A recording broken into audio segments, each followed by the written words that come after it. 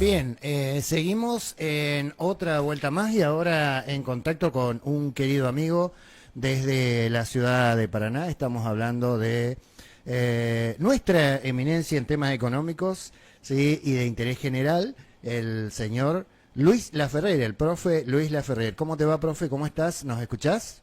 Hola, hola Fabio, ¿cómo va? Excelente, bueno, mil disculpas, pero se nos traspapelaron algunas cositas y pasamos un poquitito, nos atrasamos un poquitito con tu columna. Contanos, porque venías con un tema importantísimo, me parece a mí, y casi en conmemoración, festejo, recuerdo, concientización del 24 de marzo. Me habías hablado de algo de los cambios económicos que se realizaron en el tiempo, desde el 76, ¿puede ser, profe? Sí, me parece que quería justamente hacer referencia a que se va a cumplir un nuevo aniversario, ¿no es cierto?, del 24 de marzo del 76, en este caso medio siglo. Yo digo, en ese momento se inició un periodo de medio siglo de pesadillas, cada vez más terrible para la sociedad argentina, y yo creo que es necesario recordarlo porque eso nos ayuda a entender lo que está pasando hoy, ¿no? Lo que está pasando hoy justamente es el éxito de esa dictadura que tuvimos en ese momento los argentinos. Ujú. Ese fue un golpe militar que fue impulsado por los sectores más concentrados del poder económico, donde estaban las grandes corporaciones, los conglomerados empresarios, la oligarquía terrateniente argentina con mucho peso, las empresas transnacionales y la banca privada internacional, que terminó siendo uno de los actores más protagónicos en este momento en las políticas económicas. Ellos fueron los que impulsaron el golpe de marzo del 76 y tenían un objetivo. Ese poder económico como objetivo, uno de los objetivos centrales era refundar estructuralmente la sociedad argentina, en función de, obviamente, de sus intereses, no tan voraces como mezquinos. Sí. Porque nosotros teníamos un modelo, las bases de sustentación de una sociedad que luchaba por mejoras sustanciales en su nivel de vida, que había contradicciones, obstáculos, pero se habían logrado avances notorios en términos económicos, sociales, laborales, culturales, científicos. Y si volvemos medio siglo atrás, increíble estábamos. Yo viví ese mundo, puedo decir, yo vengo de ese mundo, de otro mundo. Y ese viejo modelo que había puesto a la Argentina entre uno de los países de menores desigualdades sociales en el Ujú, mundo, con ujú. una movilidad social ascendente generalizada que significaba que cada generación vivía mejor que la anterior, Mirá qué bueno. muy bajas tasas de pobreza y casi no había desempleo. Si quienes terminaban el colegio secundario querían estudiar, estudiaban, y si no encontraban laburo, y además eran trabajos formales con todos los beneficios, conquistas laborales, previsionales, educativas. Bueno, todo eso se apoyaba en una estructura económica que tenía tres grandes pilares. Por un lado, que era lo que se llama la industrialización sustitutiva de importaciones. Nosotros empezamos a tener una industria que sustituía lo que antes comprábamos afuera. Ujú. Ese era el eje de la economía nacional durante medio siglo. La industria fue el sector de mayor desarrollo, mayores valor agregado, mano de obra calificada, mejores ingresos, y se dio una base estructural para una sociedad mucho mejor, ¿no? Y otra de las características que tenía ese modelo era la fortaleza del mercado interno. Y la fortaleza del mercado interno es que la mayoría de la gente tenía ingresos que iban mejorando, habían salarios reales que con altibajos siempre iban dando ingresos dignos para la mayoría. Y el tercer pilar de este modelo era un Estado que estaba muy presente, pero con políticas activas que favorecían la industria, que favorecían el poder adquisitivo de la gente, el mercado interno. Y esto fue lo que, dando una estructura social que era un ejemplo, era una de las menos desigualdades de América Latina. Lo que sucede es que estos sectores económicos poderosos buscaban otra cosa, ¿no? Y entonces promovieron ese golpe de Estado, y se dio una represión feroz que se desató sobre el conjunto de la sociedad, los sectores populares, que era una herramienta necesaria para ello, ¿no? Para disciplinar la sociedad. Violaron la Constitución, disolvieron el Congreso, prohibieron la actividad política y violaron los derechos humanos esenciales. ¿Por qué? Porque necesitaban reprimir, porque las reformas que querían hacer iban a generar resistencia del pueblo. Claro. Y bueno, las políticas económicas y sociales fueron para arrasar esa estructura que nosotros tuvimos, que te daban tantos beneficios a la población, y para imponer un nuevo modelo de país. Un modelo que finalmente se va a desplegar en este siglo, a lo largo de este siglo, que yo llamo neocolonial porque no lo definimos los argentinos ni de cerca, ¿no? Sino que lo define el poder extranjero. Un modelo muy concentrador de la riqueza, el PBI cada vez se concentra concentra en menos cantidad de grandes empresas y la mayoría extranjera. Pero además cambian las ramas económicas, ya deja de ser la industria, el comercio, la construcción como esenciales y pasa a ser lo que llamo la actividad extractivista, el saqueo de los bienes primarios, ¿no es cierto?, que no se recuperan más, y la especulación financiera que domina prácticamente todo el escenario desde la época de la dictadura hasta hoy, y hoy vuelve a tener un peso muy importante, ¿no? Bueno, esas políticas fueron impuestas por la dictadura, fundamentalmente Martínez Leó fue uno de las figuras esenciales, ¿no?, en el Ministerio de Economía, y quienes le sucedieron, que quebraron las bases de sustentación de ese modelo que teníamos. Hubo una brutal caída de los salarios ese año, desde abril a diciembre del 76, con el golpe cayeron más de 40 puntos, los salarios reales no se recuperaron, nunca volvieron a tener el nivel que tenían en ese momento. Se hizo una reforma financiera que dejó prácticamente el manejo del recurso, del dinero público, el dinero de los argentinos, en manos de la banca usurera, y además se legalizó la fuga de capitales, y hasta ahora no se modificó durante 50 años, y eso es uno de los temas que más nos preocupa porque obstaculiza cualquier proceso de mejoras económicas y sociales. ¿Qué otra cosa? Hubo una reforma tributaria regresiva, empiezan a ser esenciales, mucho más importante los impuestos que pagan los que menos tienen y menos ganan, los impuestos indirectos. Claro, claro. Y se dio algo que se está dando ahora también y durante la década del 90, que es lo que se llama la apertura importadora. O sea que se promovió comprar todas las cosas de afuera y eso obviamente iba en detrimento de la industria y la producción nacional, ¿no es cierto?, que era el sector más dinámico.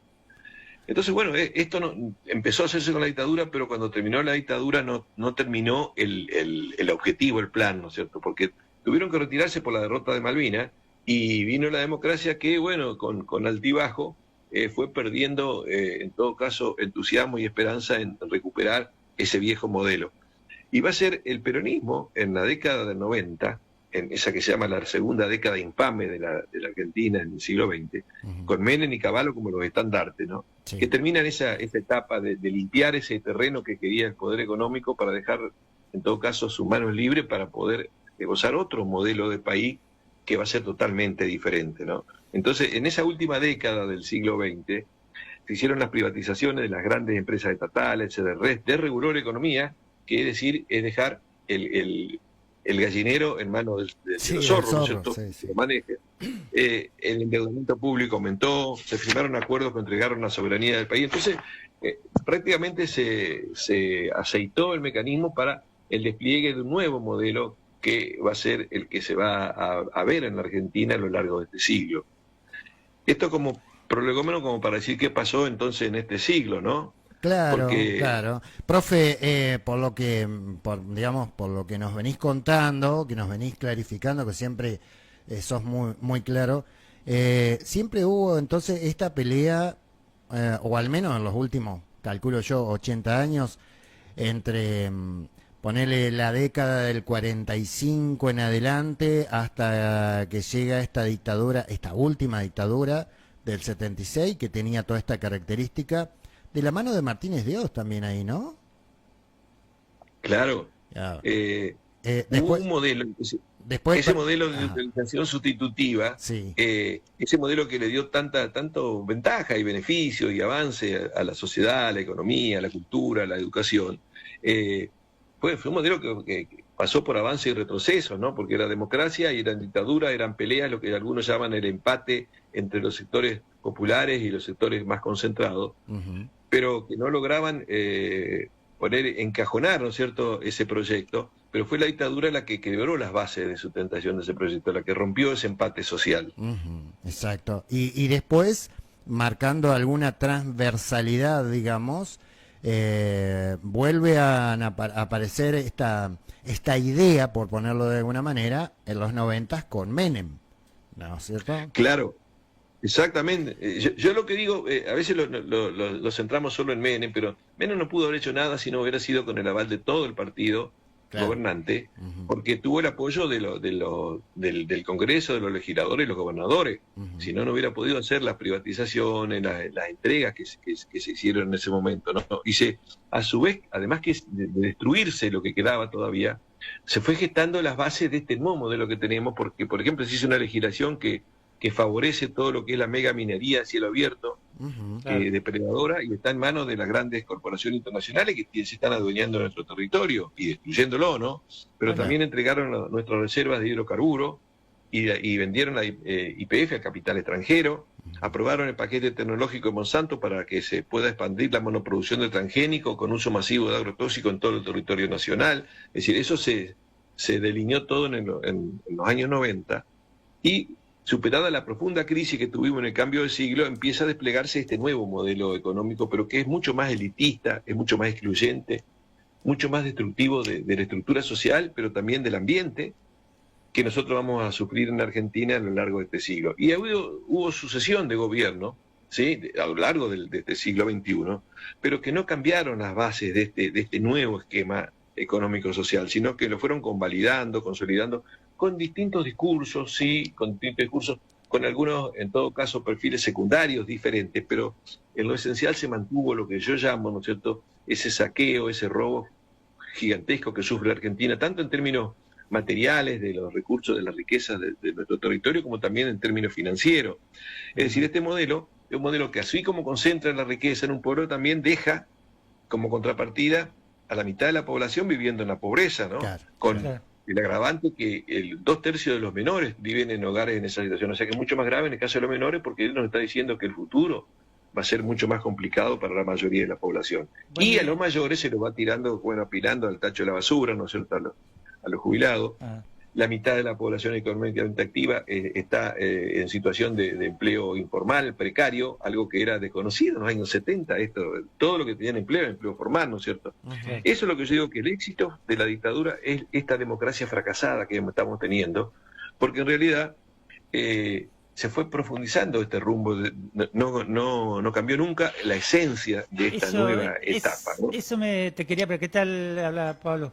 Te quería preguntar sobre esto. Vos decís que en ningún momento se buscó un cambio real, que todo lo que hubo matices en los discursos, pero en el cambio estructural en la matriz no se logró nada, o no llegaron, sí, o digamos, o la puja de poderes que con la parte que le tocaba al gobierno no pudo lograr la reforma necesaria, o no hubo interés. A ver, podemos ver, tal vez tenga que marcar, la característica de este nuevo modelo es que se centra en ramas económicas que no son ni la industria, ni el comercio, ni la construcción popular, sino que son actividades depredadoras del ambiente, como la mega minería, como la monoproducción de transgénico con uso masivo de agrotóxicos, como el fracking, la extracción de petróleo de la manera, digamos, más contaminante del mundo.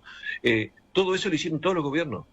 Lo empezó Menem, lo siguió los dos gobiernos de Kirchner, lo siguió Macri, bueno, todos lo siguieron a ese modelo de saqueo, de destrucción de la riqueza. Y el saqueo financiero se mantuvo, porque se mantuvo la fuga de capitales, no se modificó la reforma financiera que permite que los capitales se vayan libremente. Es decir, en la esencia no cambió. Cambiaron en todo caso cuestiones secundarias. Lamentablemente, ¿no es cierto? Profe, ¿qué pasa? Sí, y en este paralelismo que venías haciendo, es como que siempre está latente por ciclos. Hay un ciclo que logra regresar al poder y acrecienta, digamos, esa idea, porque te cortamos cuando llegaste hasta Menem, pero me parece que se dio un poquito más también en gobiernos que tuvimos posteriores a lo de Menem. Claro, pero por eso, depende qué es lo que nosotros tomamos. Yo lo que señalo son cuestiones estructurales, que son las que modelan, estructurales económicas, que son las que modelan la estructura social, ¿no es cierto? Si las políticas económicas han determinado como prioritario todo lo que es el extractivismo depredador, o sea, la megaminería, la extracción de petróleo, la monoproducción de transgénicos que va destruyendo el suelo, contaminándolo, agua, aire y gente, eso no se modificó en ninguno de los gobiernos. Y la entrega de los recursos financieros también, porque la fuga de capitales no se mantuvo, y la deuda externa, que nosotros teníamos, la deuda que tenía el Estado Nacional al inicio de la dictadura era de 8.000 millones de dólares, y hoy debemos más de 500.000 millones de dólares. Es decir, hemos sido saqueados y cada vez debemos más. Y eso lo han hecho todos los gobiernos, porque algunos gobiernos nos endeudan más y otros gobiernos pagan sin chistar y aceptan ese endeudamiento. Claro. O sea, cuando en el cambio de siglo, en el gobierno de la Alianza, se permitió una fuga gigantesca de capitales, ¿sí? Y el Fondo Monetario prestó 10.000 millones de dólares para que se fuguen más capitales.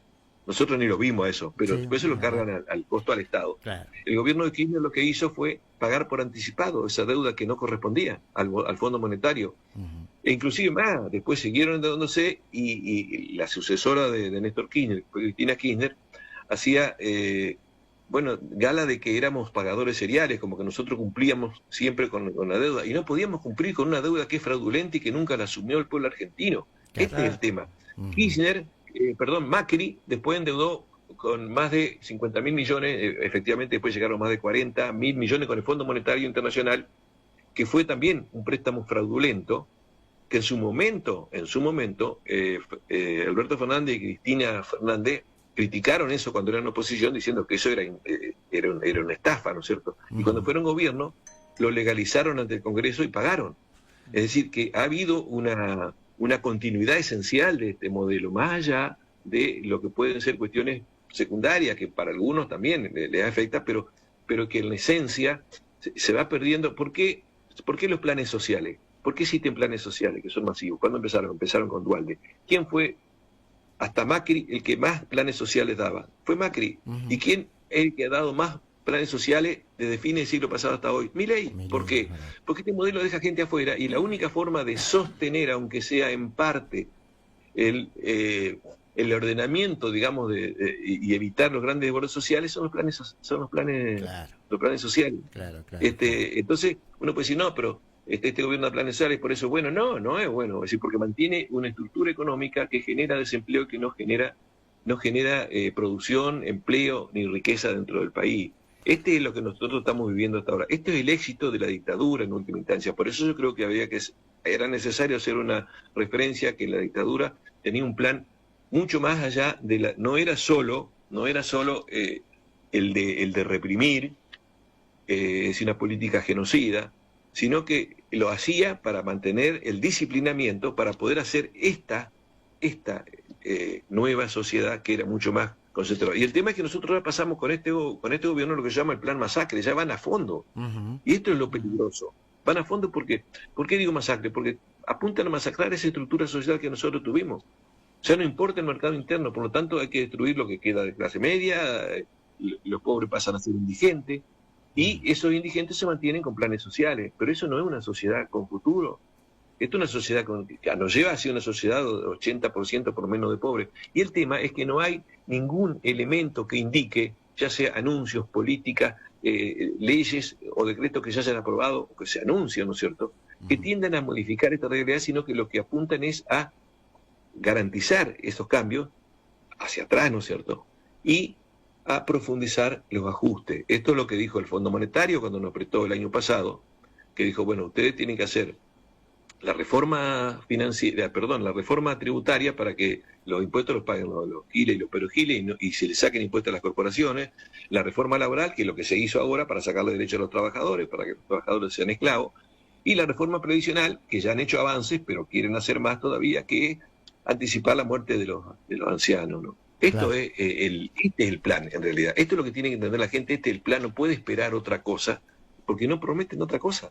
Encima acompañado de una estructura que yo creo que es uno de los gobiernos más corruptos que hemos tenido, ¿no es cierto? Lo que sucede es que están parados por un escudo mediático que, bueno, se ocupa de ocultar todo lo negociado. Es un gobierno que ha hecho estafa, coima, corrupción por todos lados. Ujú. Y bueno, los periodistas, en general los grandes medios, no dicen nada.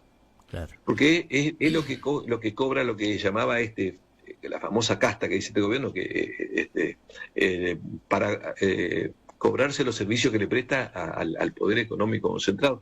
Y yo creo, como para cerrar, ¿no?, para tener una idea, ¿quién manda hoy en el país desde el gobierno anterior y con este gobierno? El Fondo Monetario Internacional, Sí, obvio. Estados Sí, Unidos, Ujú. Estados Unidos, y la plana mayor de la estructura del gobierno en el área económica la tienen exfuncionarios de la banca Morgan. Sí, sí, De eso la te iba a banca decir. Morgan. Sí, sí, sí.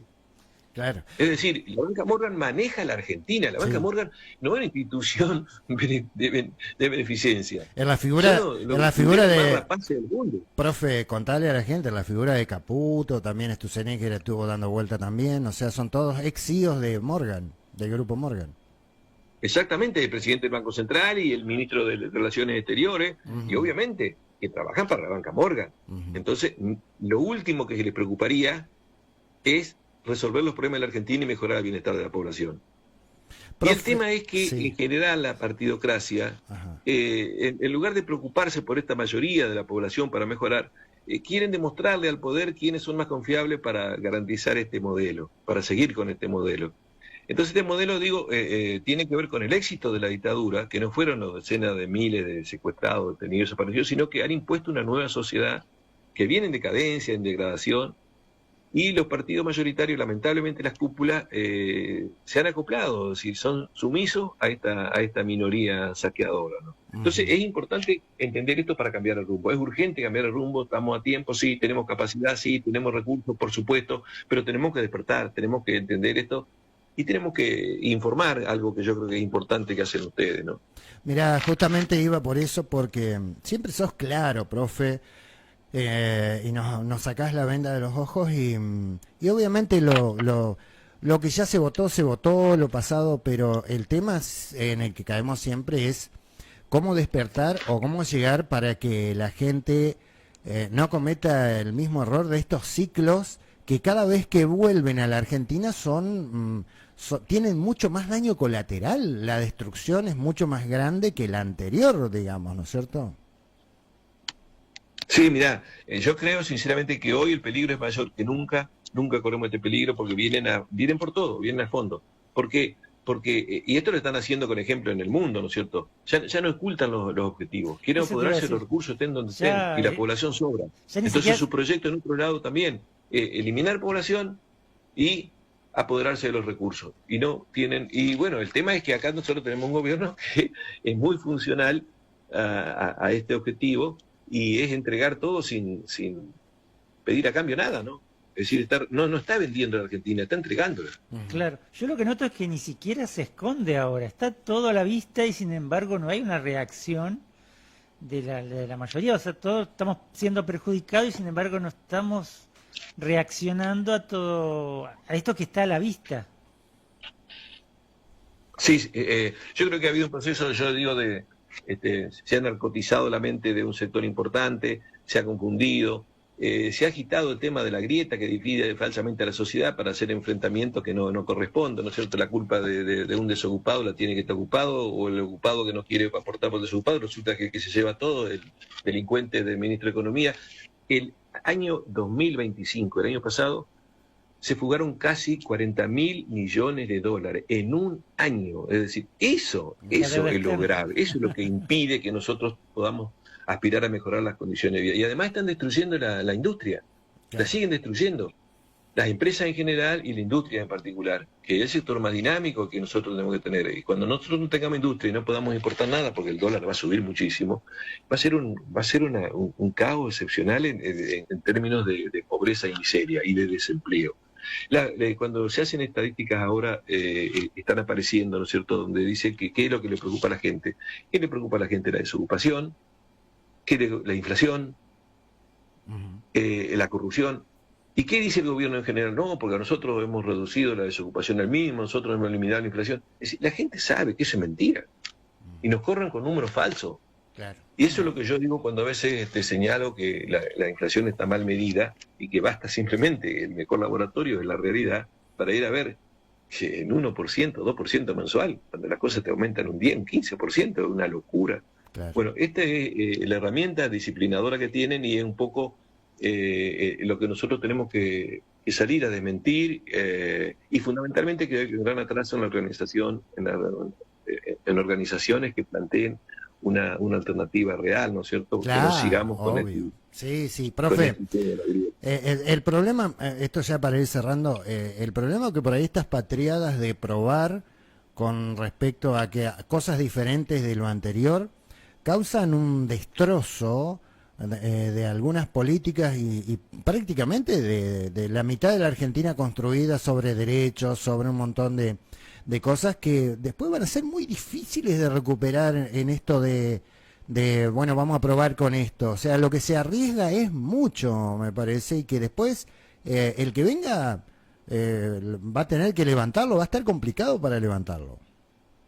Bueno, en realidad construir lo que nosotros tuvimos en la Argentina, una estructura científica, tecnológica, una sociedad con una población con elevados niveles educativos. Nosotros tenemos profesionales que, a pesar de la destrucción que se ha hecho de la educación pública, nuestros profesionales técnicos y científicos se insertan en los países más desarrollados en cargos de primer nivel. Porque nosotros tenemos una capacidad todavía que no lo hemos terminado de destruir y que tenemos que defender. Eso llevó décadas para desarrollar. Desarrollar la industria también llevó décadas de esfuerzo, de sacrificio y de tiempo. Es decir, entonces, el tema es que no podemos dejar que se destruya, porque construir llevó, no sé, medio siglo más en algunos sectores, Sí. y esto lo están borrando de un plumazo en un año, ¿no es cierto? Estamos perdiendo los mejores médicos en el Garrahan y en otros hospitales públicos, estamos perdiendo los mejores científicos en el sistema, en el CONICET, porque claro, porque le dicen, querés trabajar por 800.000 pesos por mes, van a otro lado, le dan,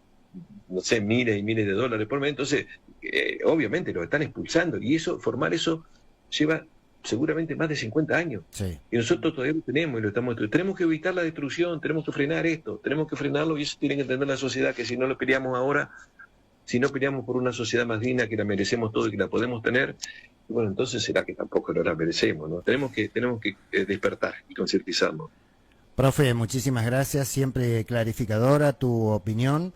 Y bueno, en este 24 queremos desearte, estamos lejos todavía, estamos a más de una semana, pero queremos desearte que pases muy lindo con tu familia y que sea también en este tiempo que está sucediendo, que sea también un momento de concientización, de que veamos el bien común para todos y no para unos pocos por ahí como se propone en algún momento, ¿no? Tal cual, tal cual. Yo te agradezco muchísimo y ojalá, bueno, pueda seguir teniendo estos contactos con ustedes, no me bajen el pulgar. No, por supuesto, no, si nos preguntan, mirá Luis, nos preguntan el profe cuándo va a estar, ha tenido mucha repercusión, qué claridad que tiene, así que, no, mientras no nos anules el contrato, vota, todo bien, seguimos en marcha. No, al contrario. Che, muchísimas gracias. Te mando un abrazo. Gracias, profe, muchísimas gracias.